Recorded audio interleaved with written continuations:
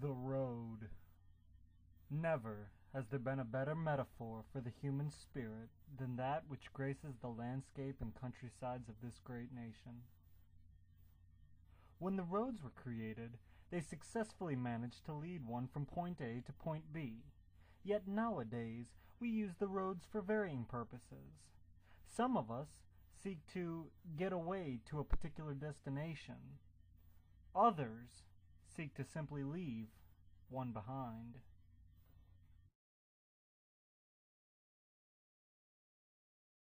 Yet more often than not, we find ourselves getting off the road, hoping that it can be better in the sand and dirt rather than the asphalt and the pavement. We seek adventure. We seek excitement. We seek understanding.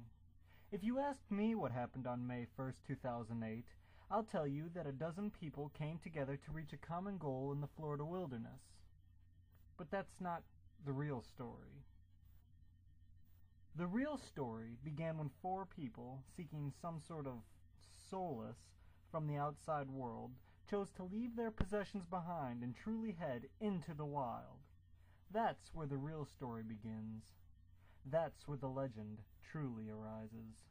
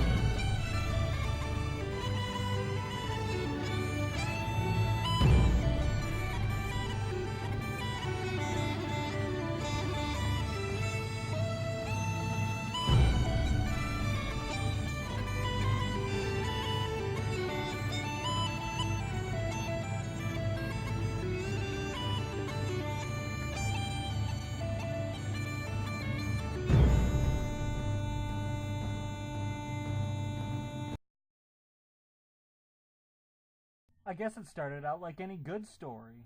4 people embarking on a wilderness trip that would get them anywhere but where they were. Yeah, that about sums it up.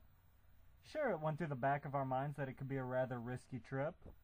We knew that anyone who was going to get themselves as isolated as we were going to be should prepare for the worst, but it didn't matter. It was just dumb luck that we happened to grab the camera in the first place. You know, it's funny, I don't even remember what was on that Sobe cap, but it didn't matter. Where we were going, fate had no relevance.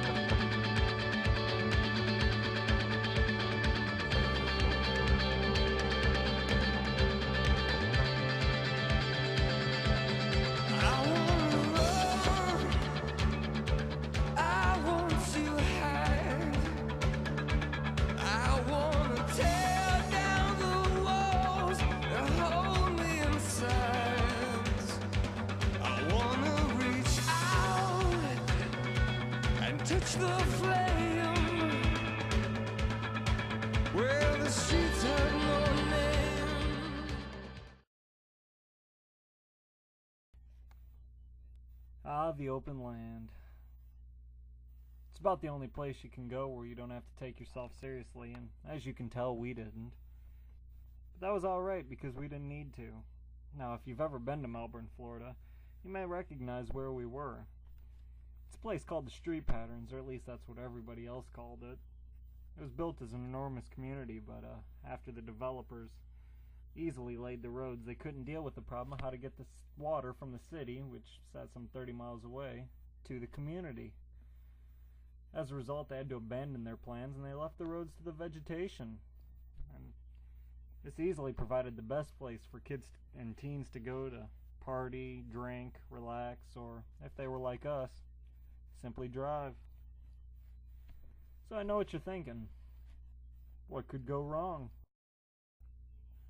Well, in the back of our minds, we knew this place probably wasn't the most legal of exploring sites, but after a few minutes, that was the furthest thing from our minds. Yep, that's right. Stuck in the mud. You see, it started when our faithful driver, Beau, decided that his car could handle a mud puddle. And it did. But on the second mud puddle, his Jimmy wasn't so lucky. Turns out that puddle was more like a lake, and Beau's Jimmy wasn't even close to a boat. So there we were, hours away from civilization, on a barren stretch of wilderness without food, water, or, most importantly, cell phone service. There we were, stranded with a car that wasn't going anywhere, miles away from anybody. Well, after attempting to push the car out, we realized that our manpower alone wasn't going to get the job done, so we held a meeting and decided that it was best if two people walked to see if they could find any help, and the other two just stay with the car. And that's what we did. We walked and we walked and we walked. Didn't know where we were going. Only judge we had was the fact that the sun was setting behind us, so therefore we knew we had to be going east. But other than that, we were completely alone. And then all of a sudden, as we were walking some 2 odd miles away from the camp, we distinctly heard a sound from behind us. Something sounded like a car backfiring or something. Could have been anything. Instantly, I grew scared. I didn't know what was going on back there.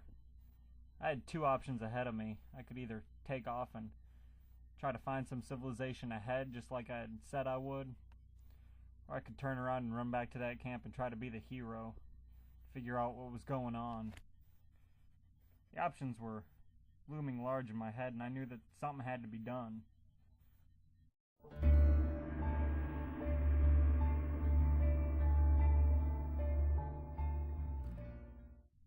I looked over to my faithful companion. Suddenly it all seemed clear. We had come out there as 4 people that day.